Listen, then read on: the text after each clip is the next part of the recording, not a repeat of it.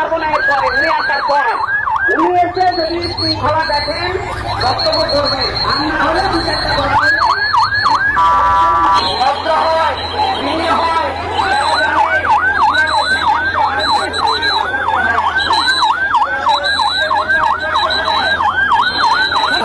আমরা আশা করছি আমরা যেন সব জায়গায় বলতে পারি চাপাইয়ের মানুষ অত্যন্ত ভদ্র, তারা প্রাণপ্রিয় মানুষ।